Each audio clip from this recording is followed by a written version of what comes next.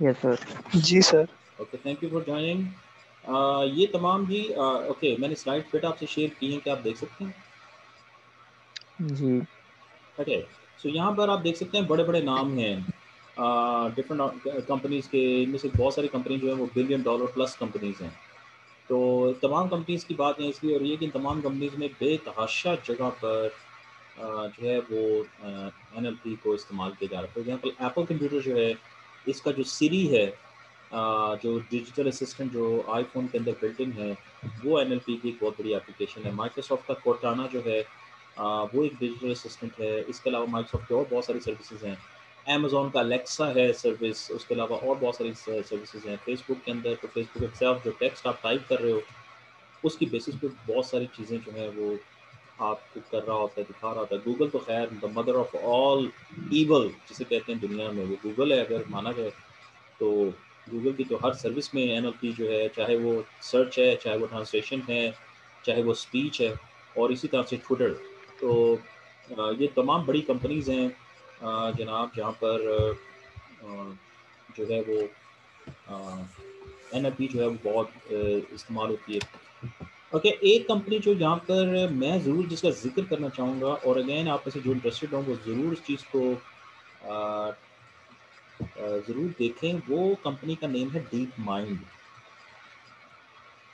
Deep mind आप Google कीजिएगा, इसका URL मिल जाएगा, वहाँ जा सकते हैं। डीप माइंड, इस वक्त डीप माइंड का ओनर है गूगल। ये पहले इंडिपेंडेंट था, लेकिन इसको डीप माइंड को बाय कर लिया गूगल ने। डीप माइंड वो कंपनी है जी जिन्होंने री इन्फोर्समेंट लर्निंग में और अल्फा जिसे कहते हैं गो, जो दुनिया में बहुत ही मशहूर एजेंट लिखा था इन्होंने। इसके बाद इन्होंने अल्फा ज़ीरो लिखा। अच्छा, डीप माइंड का मैं जिक्र इसलिए कर रहा हूँ कि NLP के अंदर रिसेंटली एक ऐसी डिस्कवरी हुई है जो कि कहते हैं कि इम्पॉसिबल है, मशीन ये काम कर ही नहीं सकती। वो क्या? इन्होंने एक टेक्स्ट मॉडल दिया है, यानी एक टेक्स्ट जनरेटर। सुने, मैं ज़रा टेक्स्ट इसका कलर चेंज कर दूँ, मैं ज़रा लिखने की कोशिश करूँ। इन्होंने एक टेक्स्ट को जनरेट करने के लिए, यानी बेसिकली मैं बताता हूँ आपको, जनरेट टेक्स्ट या टेक्स्ट जनरेटर कह दें। इन्होंने एक टेक्स्ट जनरेटर दिया है अभी, और उस टेक्स्ट जनरेटर का नाम है GPT-3।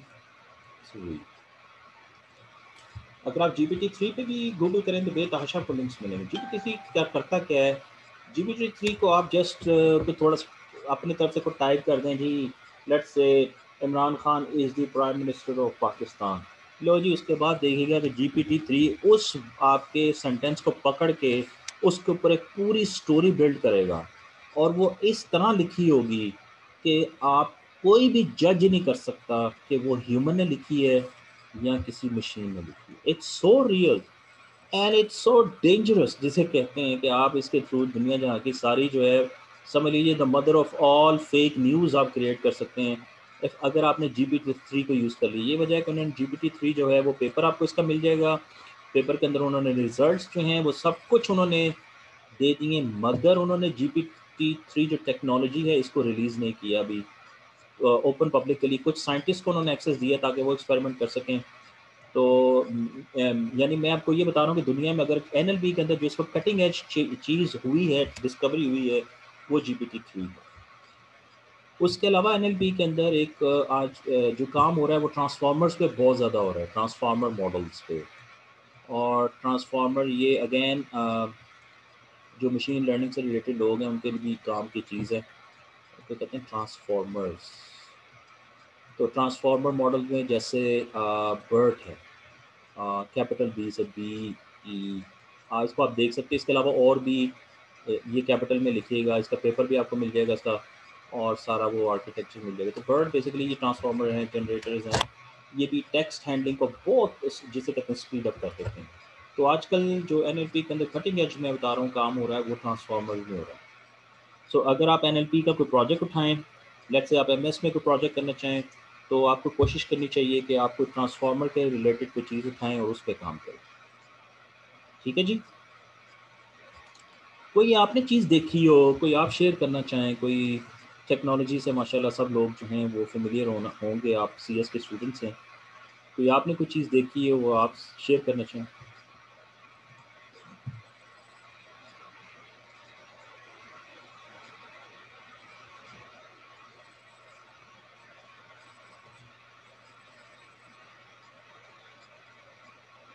नथिंग।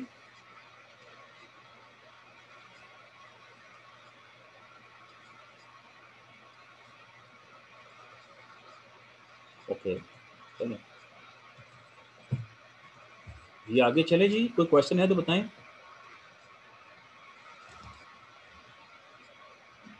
जी बेटा मेरी आवाज़ सुन रहे हैं?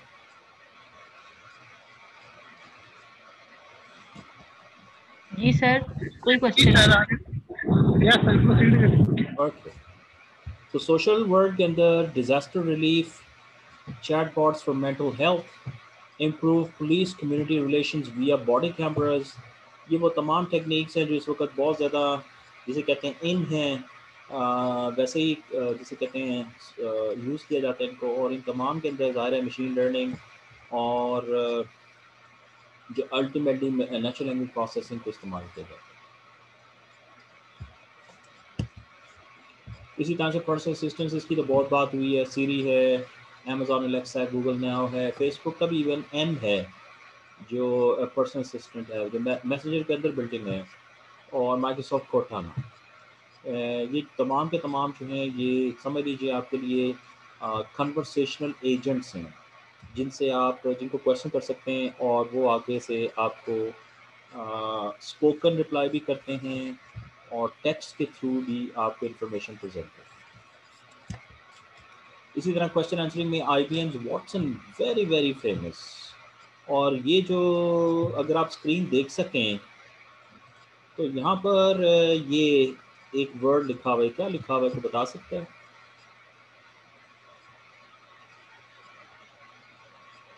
ये बड़ा फेमस शो है क्वेश्चन आंसरिंग की दुनिया में, जेपर्डी। ये जेपर्डी लिखा हुआ है।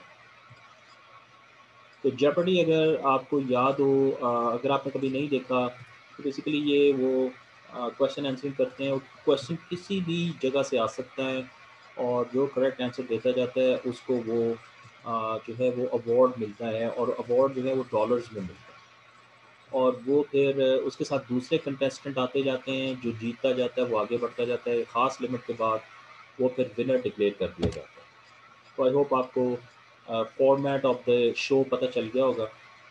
तो IBM वॉटसन, IBM क्या है?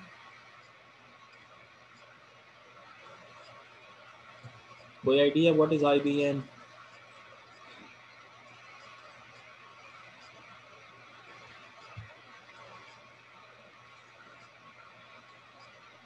सर एक्चुअली ये एक कंपनी है जो जिन्होंने सबसे पहला कंप्यूटर बनाया था, इंटरनेशनल अगर बिजनेस मशीन। अगर आप कहें PC और जो इन हम कहते हैं पर्सनल कंप्यूटर, तो पर्सनल कंप्यूटर का जो समझ लीजिए जो जो इन्वेंटर है वो IBM है, इंटरनेशनल बिजनेस मशीन्स। ओके, तो इन्होंने PC जो बना लिया था। अब PC के ऊपर ज़ाहिर ऑपरेटिंग सिस्टम भी चाहिए आपको, तो इन्होंने जनाब दुनिया में सबसे पहला PC का ऑपरेटिंग सिस्टम DOSP इन्होंने बनाया था, डॉस डिस्क ऑपरेटिंग सिस्टम, जिसको अल्टीमेटली माइक्रोसॉफ्ट ने बाय किया और उसको विंडोज़ में चलता है। तो इनका एक कंप्यूटर सिस्टम है दैट इज़ कॉल्ड वॉटसन। अगर आप वॉटसन पे गूगल करें तो आपको वॉटसन साहब की भी काफ़ी इन्फॉर्मेशन मिल जाएगी। आजकल वॉटसन जो है वो चैट बॉट्स में और डिजिटल असिस्टेंट्स में बहुत ज़्यादा इस्तेमाल हो रहा है। तो जेपटी के एक शो में IBM ने वॉटसन को as a contestant try out किया, और उस वॉटसन ने अंदाज़ा करें कि वो, मैं बता रहा हूँ कि क्वेश्चन जो है वो किसी भी फील्ड से आ सकता है और क्वेश्चन किसी भी तरीके से पूछा जा सकता है। ज़ाहिर एक एक होस्ट होता है जो क्वेश्चन पूछता है। तो वॉटसन साहब की जो एबिलिटी थी वो बड़ी खौफनाक थी। वो आप इंग्लिश लैंग्वेज में जिस तरह से मर्जी क्वेश्चन करें, क्वेश्चन वो अंडरस्टैंड भी करता था, प्लस वो क्वेश्चन का आंसर, आपके पास एक टाइम लिमिट होती है जिसके अंदर आपने जवाब देना होता है। उस टाइम लिमिट के अंदर जनाब वो वॉटसन साहब जो है वो क्वेश्चन का आंसर ढूंढ के ले आते थे। तो अल्टीमेटली वॉटसन वन दी जेपर्डी कंपटीशन जो हुआ। तो ये बहुत बड़ी जो है अचीवमेंट थी जी। NLP के अंदर के कंप्यूटर बनाया गया जिसका नेम वॉटसन है। आज अगर आप अभी अभी देखें, वॉटसन पे गूगल करें तो आपको नज़र आएगा कि वॉटसन इस वक्त कहाँ इस्तेमाल हो रहा है। वॉटसन इस वक्त हॉस्पिटल्स में इस्तेमाल हो रहा है। लेट्स से फॉर एग्जांपल जो लोग कैंसर के ख़िलाफ़ जो रिसर्च कर रहे हैं, जो ड्रग्स बना रहे हैं, कोई दवाई शवाई बना रहे हैं, वॉटसन उनकी हेल्प कर रहा है। वॉटसन लोगों के एक्सरेज सीटी स्कैन्स और ब्लड के टेस्ट वगैरह रीड करता है, उसके बाद एक एनालिसिस देता है कि जी इस पर्सन को ये वाली डिजीज़ है और ये इस स्टेज पे है, और इस वक्त उसकी एक्यूरेसी जो है वो एक बहुत ज़बरदस्त किस्म के, जो समझ लीजिए सीजन डॉक्टर है उसके एनालिसिस के इक्वल है। तो ये the machines are getting smarter and smarter, because हम मशीन को डाटा बहुत ज़्यादा फीड कर रहे हैं जिसको वो लर्न कर रहे हैं, तो उससे वो पैटर्न गेस कर रहे हैं, अंडरस्टैंड कर रहे हैं। अब मशीन जो है वो इस जिसे कहते हैं इतनी स्मार्ट हो गई हैं कि वो जो बहुत ही सीजनड किस्म के डॉक्टर हैं उनके लेवल की नॉलेज उनके पास अब अवेलेबल है। तो यहाँ पर जो आपको वॉटसन और IBM की ये जेपर्डी का जो नज़र आ रहा है, ये इसलिए नज़र आ रहा है जनाब कि किसी वक्त ये एक कंपटीशन में IBM वॉटसन ने जेपर्डी को विन किया, which is a great achievement से। ओके, रिकमेंडेशन इंजन्स अगेन इसकी हम बात कर चुके हैं। फॉर एग्जांपल डैन जोरॉफ्स्की, ये देखिएगा द लैंग्वेज ऑफ फूड एक किताब है। वो कहते हैं कि अगर आपने ये कभी ख़रीदी किसी वेबसाइट से और लुक इनसाइड जो है आपको ये नज़र आएगा कि ये लुक इनसाइड अक्सर किताबों वाली वो देते हैं, बल्कि अमेज़ॉन पे भी अगर आप बुक देख लें तो वो भी लुक इनसाइड देता है। तो अगर आपने वंस कोई ऐसी चीज़ बाय कर ली तो आपको ये customers who bought this item also bought, basically ये तो ये जो है ये अमेज़ॉन से अगर आप अभी जाएं अमेज़ॉन पे amazon.com पे जाएं और वहाँ पर जाके आप बेशक यही अगर आप किताब का टाइटल टाइप करके सर्च करें और फिर आप इस किताब पे चले जाएं तो वो लिखा होता है customers who bought this item also bought. तो ये चीज़ कहाँ से आ गई, ये कि जी कि जिस कस्टमर ने ये ख़रीदी थी उसने इनमें से अक्सर कोई ना कोई ये वाली किताबें ख़रीदी हैं, बिकॉज ये वाली इंफॉर्मेशन कहाँ से आ गई है, this is the big question mark. तो होता क्या है कि वो उसने चेक किया कि ये वाली बुक बाय की, लेट्स से प्लस किसी ने ये वाली बुक बाय कर ली, प्लस किसी ने ये वाली बुक बाय कर ली, तो ये तमाम इंटरेस्ट जो हैं वो कहीं ना कहीं जो है वो नोट किए जा रहे हैं, ताकि अल्टीमेटली जो लोग इस बुक में इंटरेस्टेड होंगे उनको फिर कोई रिकमेंडेशन की जाए कि जनाब ये बुक जो है ये अवेलेबल है। ठीक है, so this is called recommendation. और रिकमेंडेशन इंजन वो सॉफ्टवेयर है जो इस तरह की रिकमेंडेशंस कर रहा होता है। ओके, तो रिकमेंडेशन जो है वो करता क्या है कि वो इंटरेस्ट को इनपुट के तौर पे लेता है कि आपका इंटरेस्ट किन चीज़ों में है, और वंस वो आप इंटरेस्ट उसको दे दें, बता दें कि लो जी मेरा इंटरेस्ट साइंस फिक्शन में है, मेरा इंटरेस्ट प्रोग्रामिंग लैंग्वेजेस के अंदर है, मेरा इंटरेस्ट जो है वो फिक्शन में है, ड्रामाज में है, नॉवेल्स में है, और उसके बाद उसने अपना जो है वो दिमाग लड़ाना है। दिमाग लड़ाने से क्या मुराद है, उसके पास जो नॉलेज है उसकी बेसिस पे उसने उसमें से कुछ चीज़ें गेट करनी हैं, और आपको फिर उसने जो है वो ऑप्शंस डिफरेंट जो बता देनी है। और जो पॉइंट होगा इसके अंदर वो ये होगा कि जो भी वो ऑप्शन बता रहा होगा वो आपके इंटरेस्ट के रिलेटेड ही होंगी। ये तमाम की तमाम का कोई ना कोई रिलेशनशिप आपके इंटरेस्ट से बन रहा होगा। So this is what we call a recommendation. Any questions here, guys?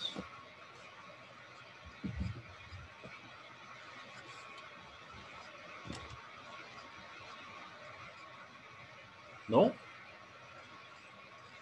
Any comments? चलिए क्वेश्चन कोई नहीं, कमेंट्स कोई ऑब्जर्वेशन आपकी?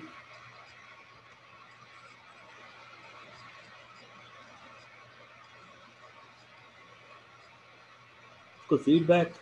सर हर दफ़ा रिकमेंडेशंस डिफरेंट होंगी फिर, यानी अगर ये एक हमने बुक परचेज या बुक देख रहे हैं, हमने सर्च किया, तो समटाइम्स होता है कि रिकमेंडेशंस के बीच भी हमें डिफरेंट थिंग्स शो हो रही होती हैं, जैसा मोबाइल वाली एग्जांपल सर, कि जब भी हम जाते हैं तो अपडेटेड डाटा आता है, तो उसके अंदर रिकमेंडेशंस के बीच में न्यू डाटा दिया जा रहा होता जाहिर है। है क्योंकि वो लोग जो हैं वो कंटिन्यूसली चीज़ों को देख रहे होते हैं, बाय कर रहे होते हैं, तो डेटा तो बेटा हर वक्त चेंज हो रहा है। अभी इस लम्हे जब हम बात कर रहे हैं तो ये जो किताब है इसके अगेंस्ट ये वाली रिकमेंडेशन आ जाना ये पॉसिबल ही नहीं है, बिकॉज इस किताब को मे बी और बहुत सारे लोगों ने ख़रीद लिया हो, और अगर आप अभी जाके ये वाली अगर आप वहाँ देखते हैं customers bought this item also bought, तो मे बी ये 4 किताबें वहाँ आपको नज़र ना आए, कुछ और नज़र आ रहा है।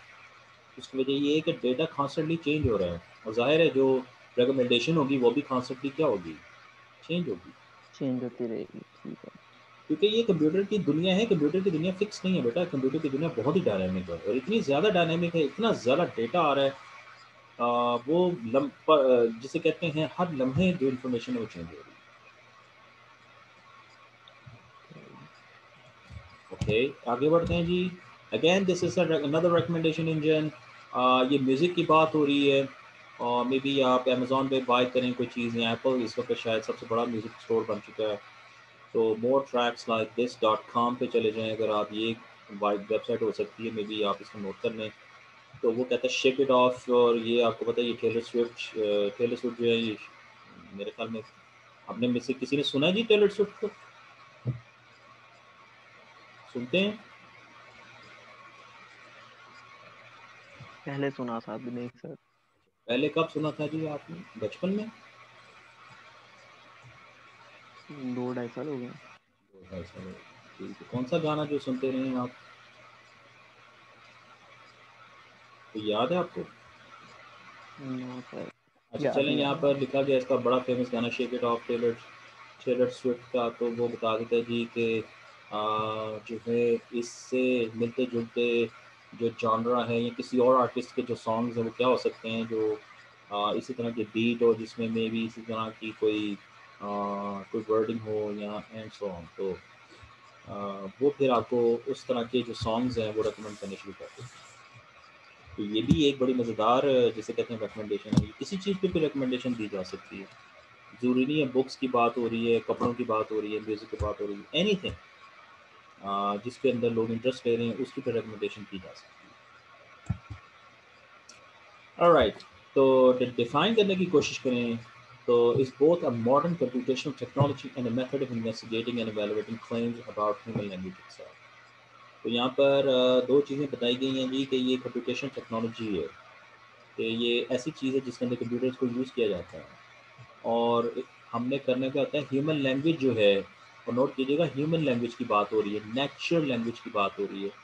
हमने नेचुरल लैंग्वेज की अगर इन्वेस्टिगेशन करनी है, उसको अंडरस्टैंड करना है हमने, और या उसमें से कुछ चीज़ों को एक्सट्रैक्ट करना है हमने, तो उस काम को करने के लिए भी NLP को यूज़ किया जाता है। इसको कंप्यूटेशनल लिंग्विस्टिक्स के तौर पे भी जाना जाता है।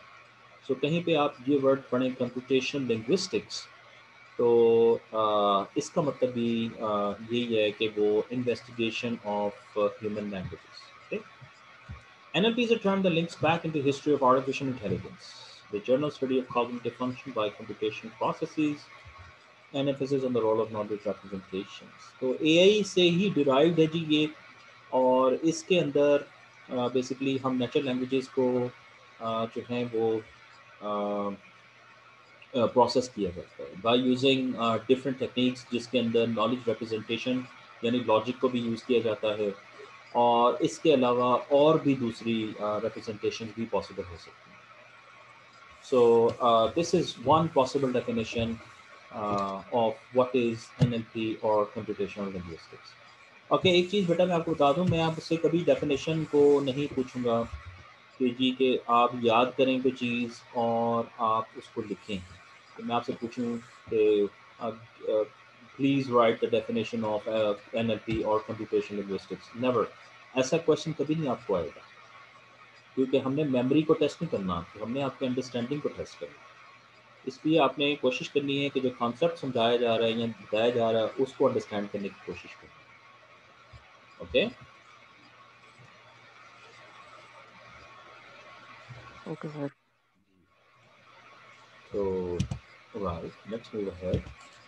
स्कोप यानी एप्लीकेशन हम इसकी बात कर चुके हैं। लैंग्वेज टेक्नोलॉजीज़ की बात हो रही है, information technologies that are specialised for dealing with complex information about human language technology. अगर आप गौर से देखें तो ये नॉलेज टेक्नोलॉजीज़ भी हैं, स्पीच टेक्नोलॉजीज़ भी हैं, टेक्स्ट टेक्नोलॉजीज़ भी हैं, मल्टीमीडिया टेक्नोलॉजीज़ भी हैं। इन तमाम टेक्नोलॉजीज़ के ऊपर इनको समझ लीजिए जो कॉमन चीज़ है इनके अंदर वो लैंग्वेज टेक्नोलॉजी, ठीक है, और लैंग्वेज टेक्नोलॉजीज़ ही की प्रोसेसिंग के लिए और इस पे काम करने के लिए वी यूज़ NLP।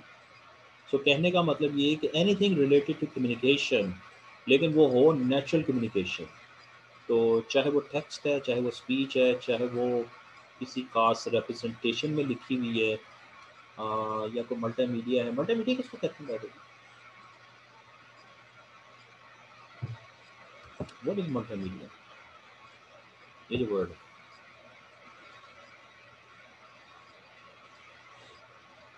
जी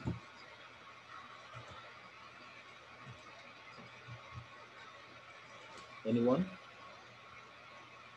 मेरे ख्याल में कोई भी नहीं बैठा हुआ इस वक्त, लोग कनेक्ट करके इधर उधर हुए हैं। नहीं सर, इधर ही है। मल्टीमीडिया क्या होता है बेटा? सर ये जो टेक्स्ट ऑडियो और वीडियो का जो कॉम्बिनेशन होता है उसको हम ये मल्टीमीडिया बोल रहे होते हैं ठीक नॉर्मली। है। तो मल्टीमीडिया से मुराद होती है कि अगर हमारे पास कम्युनिकेशन का एक से ज़्यादा मीडियम अवेलेबल है और हम उनको कंबाइन कर दें, लेट्स से जो मूवी चल रही होती है वो एक मल्टीमीडिया चीज़ है, क्योंकि उसके अंदर मोशन भी है, उसके अंदर वॉइस भी है, उसके अंदर साउंड भी है, उसके अंदर वीडियो भी है, और उसके अंदर में भी कहीं लिखा हुआ भी चीज़ें हों। सो समथिंग जिसके अंदर बहुत सारी जो चीज़ों को कंबाइन कर दिया जाए, दैट बिकम्स मल्टीमीडिया। तो आप देख सकते हैं कि जो स्कोप है NLP की एप्लीकेशन का, वो लैंग्वेज टेक्नोलॉजीज़ हैं, और language technologies basically is used everywhere. कोई भी चीज़ आप उठा लें, उसकी बेस जो है वो लैंग्वेज टेक्नोलॉजी है। Okay, languages on the internet. English is the predominant language, 25.3%, और चाइनीज़ जो है वो सेकंड लार्जेस्ट लैंग्वेज है, 19.8%, और अरबिक की देखिएगा 4.8% है। यहाँ पर उर्दू नहीं लिखी हुई है, Urdu is in somewhere around 1 point something. तो जो यानी जो इंटरनेट के अंदर जो वेब पेजेस हैं या डॉक्यूमेंट्स होती हैं, उनकी रिप्रेजेंटेशन के लिए जो सबसे ज़्यादा बड़ी लैंग्वेज इस्तेमाल हो रही है वो इंग्लिश लैंग्वेज है। इसका मतलब है NLP का आप देखोगे कि ज़्यादातर जो काम है वो इस वक्त इंग्लिश में बहुत हो रहा है, और चाइनीज़ पे भी इस वक्त बहुत फोकस है। चाइनीज़ रिसर्चर्स अपनी लैंग्वेज को अंडरस्टैंड करने की कोशिश कर रहे हैं। हमें इस वक्त ज़रूरत है जी कि हम अपनी लैंग्वेज को, उर्दू लैंग्वेज को कंप्यूटर की मदद से अंडरस्टैंड करने के लिए अपना रोल, अगर हम कंप्यूटर साइंटिस्ट हैं तो मैं ये आपको गारंटी देता हूँ कि इस काम के अंदर बहुत बड़ा स्कोप है और आप इसके अंदर बहुत काम कर सकते हैं। तो जो आपने इंटरेस्टेड हो मे बी रिसर्च करने के लिए फर्दर, तो वो इस चीज़ को एक दफ़ा ज़रूर कभी जो है इसको गौर करें। इंफॉर्मेशन एक्सट्रैक्शन, इंफॉर्मेशन एक्सट्रैक्शन से क्या मुराद है?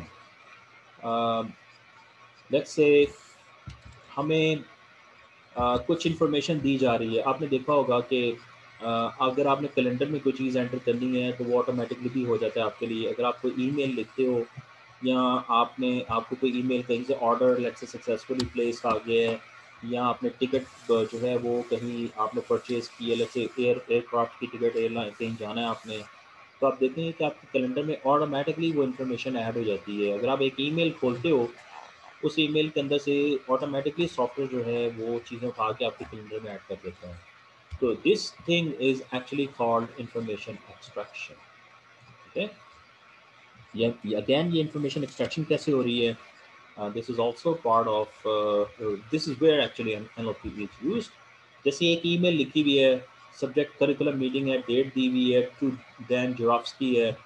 हाय डैन, ये इसका सब्जेक्ट है जो लिखा हुआ है, जो मैसेज दिया जा रहा है, ये सब्जेक्ट है ईमेल का। इंफॉर्मेशन एक्सट्रैक्शन क्या हो रही है, नोट कीजिएगा।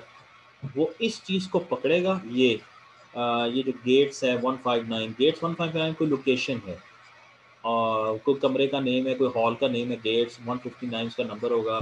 टुमारो दिया गया है, टुमारो से मुराद कल, और कल का पता होगा सॉफ्टवेयर को कि कल से डेट क्या होगी, और उसके बाद ये टाइम भी उसको नज़र आ रहा है। तो बेसिकली क्या करेगा, वो ऑटोमेटिकली सॉफ्टवेयर जो है वो इसमें से इस इंफॉर्मेशन को उठाएगा और एक नई कैलेंडर एंट्री बना देगा।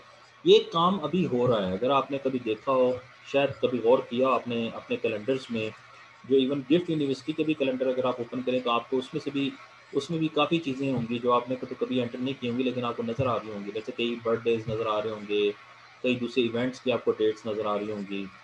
इसी तरह से अगर आपकी कोई ईमेल इस तरह से है और उसमें किसी ने स्केड्यूल आपको भेजा है कि कोई मीटिंग हो रही है इतने बजे, तो वो भी ऑटोमेटिकली कैलेंडर में चली जाती है। That is information extraction. तो वो इवेंट है करिकुलम मीटिंग, और date, start time, end time and where note कीजिएगा। तमाम इंफॉर्मेशन जो है वो, और आपको इंटरेस्टिंग बात यह है कि ये डेट गेस कर ली गई है कि किस डेट को होगी। नोट कीजिएगा, जिस डेट को ईमेल आई है वो ये है, और जो यहाँ वर्ड है वो है टुमारो। तो सॉफ्टवेयर ने ऑटोमेटिकली जो है वो इन दोनों को देखा, और उसके बाद उसने कहा जी कि जो डेट होगी जाहिर है वो फिर टुमारो का मीनिंग ये है।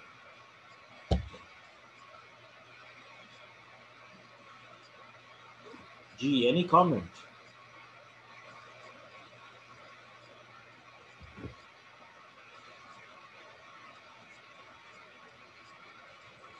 लेक्चर ठीक चल रहा है जी आपका?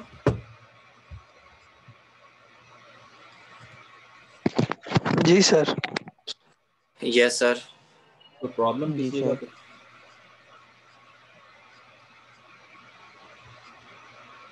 ओके, सो सेंटिमेंट एनालिसिस। अब सेंटिमेंट एनालिसिस क्या होता है? लेट्स से कि ये कोई कैमरा है और आप इंटरेस्टेड हैं कैमरा बाय करने में। फॉर एग्जांपल ये उसके डिफरेंट एट्रीब्यूट्स हैं, इसके अंदर जूम होता है, पता नहीं कितना जूम है, ये अफोर्डेबल है, और बेसिकली आप इन चीज़ों की बेसिस के ऊपर जो है ना वो फैसला करना चाहते हैं। ये कुछ आपने फाइंड आउट कर लिए जी कि कुछ चीज़ें हों, कुछ एसेंशियल चीज़ें होनी चाहिए कैमरा में, जिसके बाद इनको देखने के बाद मैं फैसला करना चाह रहा हूँ कि मैंने ये बाय करना कि नहीं बाय करना। तो साइज़ एंड वेट। अच्छा, अब ये देखिएगा, इसके ऊपर डिफरेंट कमेंट्स किए जा सकते हैं, लिखे जा सकते हैं। लेट्स से ये कोई ख़ास किस्म का मॉडल है जिसके ऊपर लोग जो हैं वो कमेंट कर रहे हैं, nice and compact to carry. अब ये नाइस एंड कॉम्पैक्ट कैरी जो है, इसकी कॉनोटेशन या इसका मीनिंग क्या बनता है आपके ख्याल में? क्या ये हम इसको पॉजिटिव में ले रहे हैं या हम इसको नेगेटिव में ले रहे हैं? क्या है इसकी कॉनोटेशन, क्या बनती है इस जुमले की? Nice and compact carry positive में है सर। पॉजिटिव। जी, पॉजिटिव है, नाइस है, कॉम्पैक्ट है। कॉम्पैक्ट कहते हैं समथिंग विच इज स्मॉल, आराम से उठाई जा सकता है। अच्छा, सेकंड सेंटेंस को देखें, since the camera is small and light I won't need to carry around those heavy bulky professional cameras. जी, इसकी क्या कॉनोटेशन है? Do you think this is a, negative. ये नेगेटिव है? जुमले को ध्यान से पढ़ें तो ये पॉजिटिव है, बट पॉजिटिव में जा रहे हैं। ये भी पॉजिटिव है। वो कह रहा है कि जी कैमरा बड़ा छोटा है, लाइट वेट है, तो मुझे अब बड़े बड़े हैवी किस्म के प्रोफेशनल कैमरास को उठाना नहीं पड़ेगा। तो इसका मतलब है कि इस कैमरे की पॉजिटिव रिमार्क है इसके बारे में। और since the camera feels flimsy, it's plastic and very light in weight, you have to be very delicate in the handling of this camera. जी, ये क्या connotation है इसकी? सर ये इसके नेगेटिव में जा हाँ रही है जी, ये नेगेटिव कि कह रहे हैं जी कि इसकी क्वालिटी बड़ी मक्खी लग रही है, प्लास्टिक का बना हुआ है, तो आपको इसको जी बड़ी, जिसे कहते हैं ना, केयरफुली आपने इसको हैंडल करना। ना नोट कीजिएगा हमने किया क्या है। हमने एक जुमला पढ़ा, हमने जनाब जुमले को अंडरस्टैंड किया, अंग्रेजी अंडरस्टैंड की। अंडरस्टैंड करने के बाद हमने कहा जी मैं ज़रा इंक चेंज कर लूँ, ये हमने कहा जी ये पॉजिटिव में आ रहा है, हमने कहा जी ये भी पॉजिटिव में आ रहा है, हमने कहा ये नेगेटिव में आ रहा है। और ये हमने कैसे किया? हमने जुमले पढ़े, और हमने जुमले पढ़ने के बाद उस जो है वो सेंटेंस का मीनिंग उठाया, मीनिंग समझा, और हमने मीनिंग समझने के बाद जो है वो हमने अब बताया कि ये दो जो हैं ये कैमरे के प्लस की बात कर रहे हैं, यानी उसके फ़ायदे गिनवा रहे हैं, ये जो है नेगेटिव। अब मुझे ये बताओ कि अगर हम यही जुमले किसी मशीन को दे दें तो वो कैसे डिसाइड करेगी कि ये पॉजिटिव कमेंट है या ये नेगेटिव कमेंट है? जी, आपने ये काम मशीन के थ्रू करवाना है, क्योंकि बहुत बेताशा कमेंट्स आ रहे हों अगर एक प्रोडक्ट पे, और आपने उसके ऊपर फैसला करना हो तो, और बहुत ज़्यादा कमेंट्स हों, तो ये मैं गारंटी देता हूँ आप कभी भी उन कमेंट्स को नहीं पढ़ेंगे, ना आपके पास इतना टाइम होगा। तो फिर क्या करेंगे आप? उसका हल जनाब आप ये निकालेंगे कि आप कहेंगे जनाब ये मशीन मेरे लिए खुद ही ये फैसला कर दे कि ये कैमरा मुझे बाय करना चाहिए कि नहीं करना चाहिए, यानी वो हर कमेंट को खुद असेस करे। तो बेटा इसी चीज़ को कहते हैं सेंटिमेंट एनालिसिस।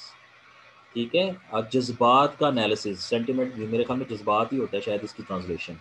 तो ये हर सेंटेंस का एक जिसे कहते हैं कॉनोटेशन फाइंड करना, उसका मीनिंग फाइंड करना कि वो पॉजिटिव है नेगेटिव है। अल्टीमेटली आप लेट्स से ये 3 कमेंट्स आए हैं, आपने 3 के बेसिस पे फैसला करना है, तो आप कैसे फैसला करेंगे?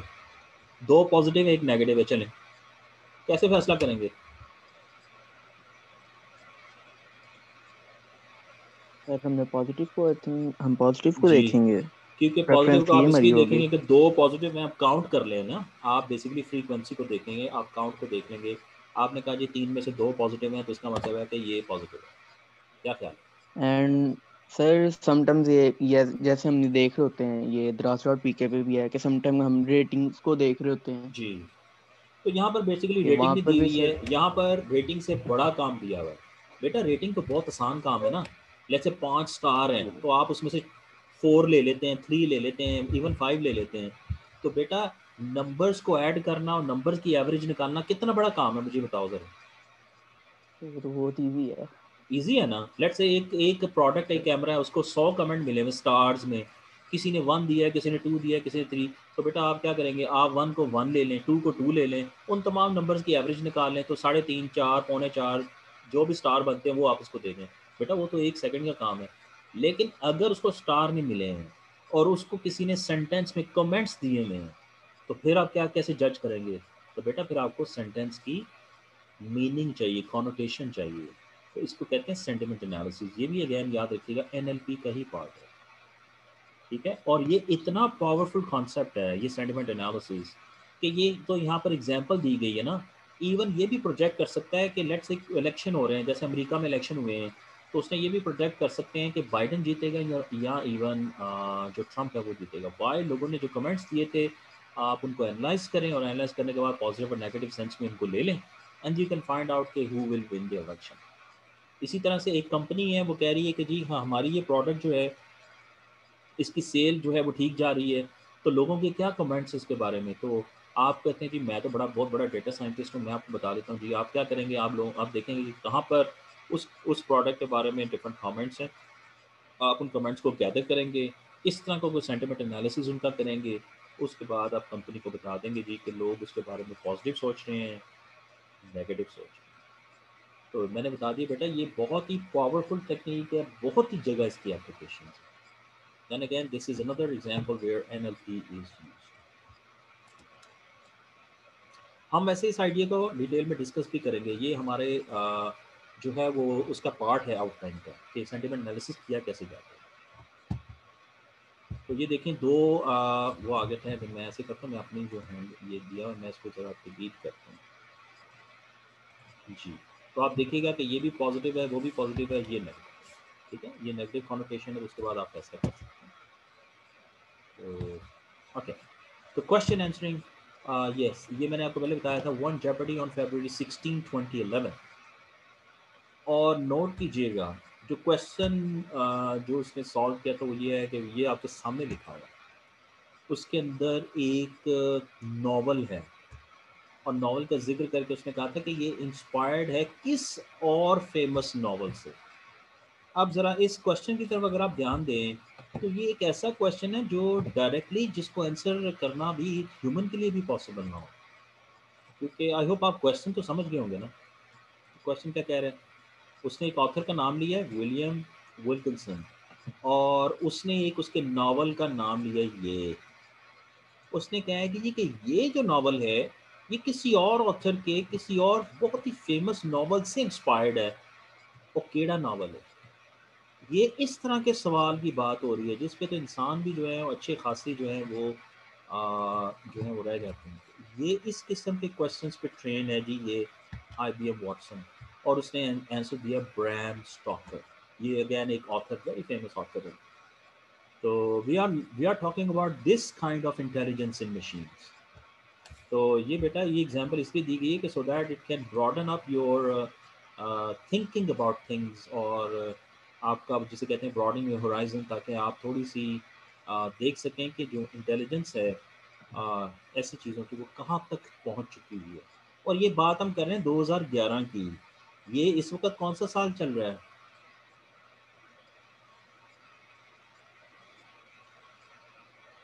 जी साल कौन सा जी?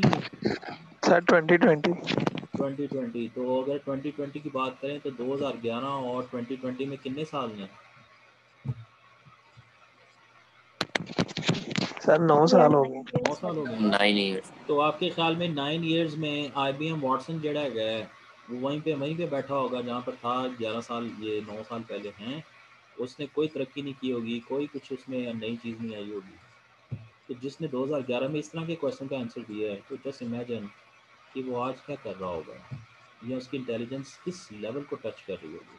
मैंने बेटा आपको बताया कि ये इस वक्त इस काबिल हो गया है कि दुनिया का जो इस वक्त टॉप रिसर्च है कैंसर के ऊपर जो US में हो रही है, वो इंस्टीट्यूशन का नाम मेरे जहन से निकल गया है, वहाँ पर जो दुनिया के टॉप रिसर्चर्स काम कर रहे हैं कैंसर के ऊपर, ये उस वक्त ह्यूमन का डाटा दिया जाता है इसको, और ये डाटा के एनालिसिस करने के बाद बता देता है कि इसका अपना एनालिसिस क्या है, और वो दुनिया के टॉप साइंटिस्ट के एनालिसिस से कंपेरेबल है। इस वक्त यहाँ तक ये सिस्टम पहुँच चुका है। Okay, so machine translation another area जिसमें I am very interested in, कि हो सकता है इन फ्यूचर किसी को मैं PhD करवाऊँ इसमें, या MS के थीसिस वगैरह कराएं। तो मशीन ट्रांसलेशन क्या होती है जनाब? ट्रांसलेशन किसको कहते हैं जो? 2.5 मिनट रह गए जी इस मीटिंग में, इसके बाद एक और मीटिंग होगी इंशाल्लाह। एक लैंग्वेज से किसी दूसरी लैंग्वेज में एक ट्रांसलेट करना। चेंज कर देना, एग्जैक्टली। तो एक लैंग्वेज सोर्स टेक्स्ट होता है कि आप जिस लैंग्वेज को, जैसे मैं उर्दू में लिख दूँ यहाँ पर कुछ, और ट्रांसलेशन फ्रॉम, ये स्टैनफोर्ड्स फ्रेजल जो है, ये एक और सिस्टम है। दुनिया में सिर्फ गूगल ट्रांसलेटर नहीं है, और भी बहुत सारे हैं। तो स्टैनफोर्ड का फ्रेजल भी है, आप इसको भी कभी यूज़ किया करें, ये भी ट्रांसलेशन करता है। फॉर एग्जांपल ये एक लैंग्वेज दी गई है, इसको आई डोंट नो कि आप में से कोई गेस करेगा कौन सी लैंग्वेज है। आप कहेंगे चाइनीज़ है। Sir Japanese. जापानीज होगी। ये मुझे तो खांजी लग रही, हाँ जापानीज ही है। तो इसकी ट्रांसलेशन आ गई जी, this is only a matter of time. Wow, कितनी पावरफुल चीज़ है, ज़रा इमेजिन करें जरा। वो कैसे? आप एक फॉरेन कंट्री में हैं, जैसे आप चाइना में चले गए, आपको स्कॉलरशिप मिला है चाइना का, आप वहाँ पढ़ने चले गए हैं। एग्जाम्पल दे रहा हूँ, कोई ऐसी कंट्री में चले गए हैं जहाँ जिनकी लैंग्वेज आपको ना होने के बराबर आती है या नहीं आती। अब आप किसी मॉल में चले गए हैं, किसी शॉप पे चले गए, आपको कुछ बाय करना है, तो बस या तो ये है कि उस मॉल में घूमे फिरें, वहाँ से चीज़ें उठाएं, या दूसरे नंबर पे क्या कर सकते हैं आप अपने मोबाइल फ़ोन को ऑन करें, गूगल ट्रांसलेटर को ऑन कर लें या किसी और चीज़ को, और आप उस दुकानदार के सामने करें, उससे इंग्लिश में बात करें आप मे बी, और वो उसे कहें कि वो लेट्स से चाइना में है, तो उसे कहें चाइनीज़ में कन्वर्ट कर, तो उसको वो चाइनीज़ में समझाता जाएगा। अब जब वो आपसे बात करेगा तो वो चाइनीज़ में इनपुट लेगा और आपको इंग्लिश में ट्रांसलेट करता जाएगा। तो ये कितना मुश्किल काम रह गया जी, इसको लेस देन 1 मिनट है जी। तो हम यहीं से आगे शुरू करेंगे जी, प्लीज़ इसी लिंक पे दोबारा ज्वाइन कर लीजिएगा। ओके, ठीक है एवरीवन? Okay sir. ओके, मैं इसको क्लोज करता हूँ। Okay sir.